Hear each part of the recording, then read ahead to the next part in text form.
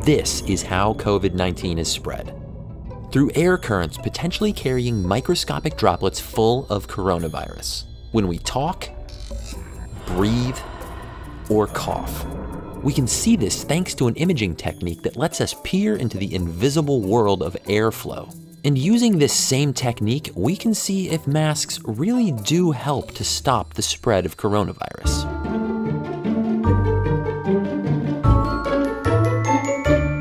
Hey smart people, Joe here. If you've been feeling confused about masks, what they do, what they don't do, whether or not you should wear one, well, I hope this video will help. And since I'm all by myself at the moment, I don't need to wear this or this. This is Matthew Staymates, a fluid dynamicist and mechanical engineer at the National Institute of Standards and Technology. And while stuck at home, he turned his garage into a lab. Using a technique called Schlieren imaging, he captured some incredible images of a world that's normally invisible to our eyes.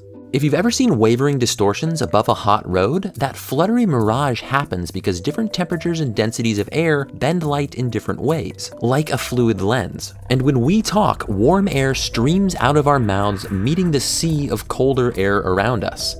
A Schlieren setup lets us see these tiny differences. A narrow source of light is bounced off a concave mirror towards a camera, with a thin metal blade blocking some of the focused light.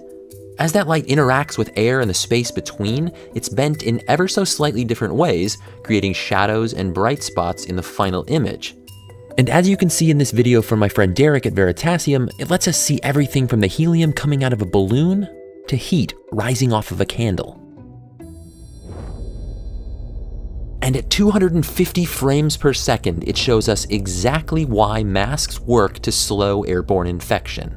Now, it's important to remember that we can't see viral particles in these images. They're too small. But the viruses are carried on that breath just like a river carries fish.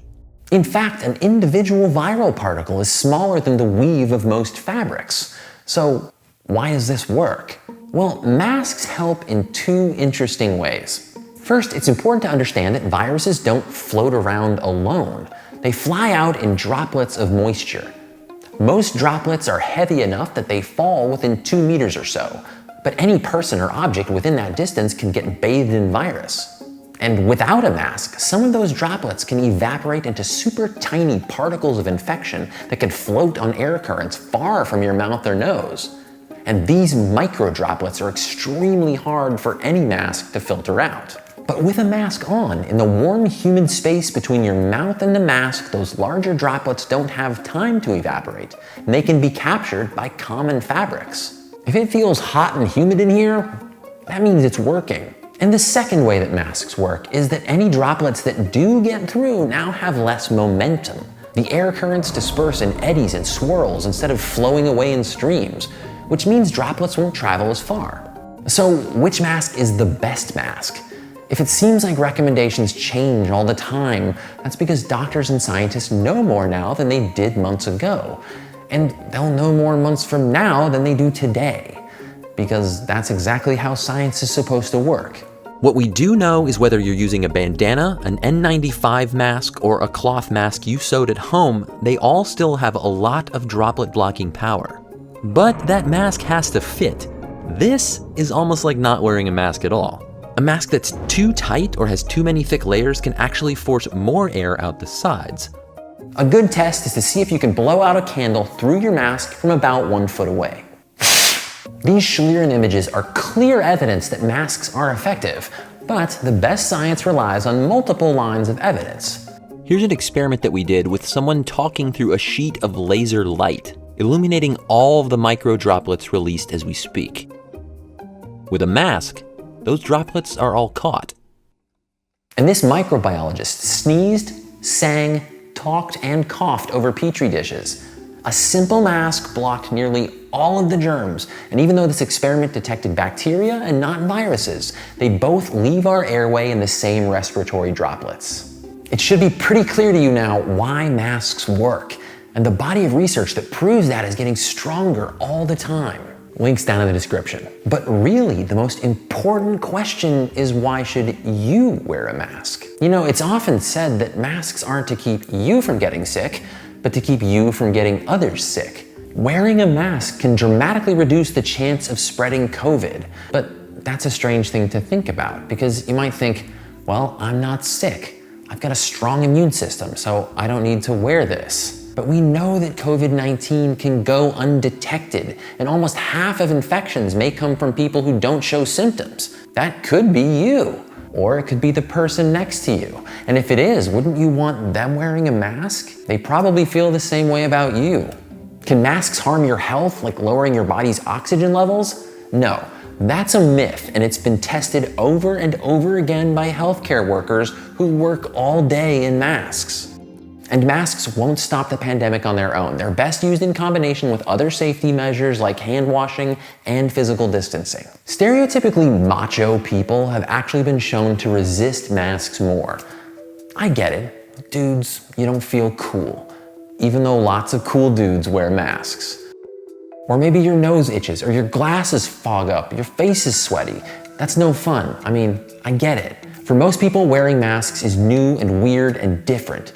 But there are lots of things that used to be weird and different until everyone just started doing them. I mean, umbrellas used to be viewed as completely feminine accessories for rich people and only used to shade the sun. Until one day, some masculine men decided that they were tired of getting rained on, and suddenly enough people were using umbrellas that they became like the most boring, socially acceptable thing ever. It's true, look it up. And most people didn't use condoms in sexual relationships until the risks of HIV and other infections pushed people to change their behavior. And now it's not only normal, it's a way to say, I respect you, and I want to protect both of us. This is also a sign that you want to protect others and have them protect you. And the sooner that this becomes part of everyone's normal everyday life, the sooner we can all get back to normal everyday life. In every pandemic in history, it's the actions and choices of individual people that have made the difference. A mask can stop a virus, but it also sends a message. We're all in this together. And that's something we all need to hear right now and every day. Stay curious. Thanks for watching this video, and I hope that you'll send it to somebody that you know that needs to hear this message. But remember, what we know from social psychology is that shaming people into wearing masks, that's not gonna work. So come at it with an open mind and an open heart, and we can all do this together. And like always, I'd like to thank everyone who supports the show on Patreon. We couldn't do it without you, this video or any other video. And we're so glad, especially now, to have your support. If you'd like to join our community, there's a link down in the description. You can learn more about that. And if not, we're just glad you're here this week. See you next time. Now, I swear I did this before. And the sooner that this becomes a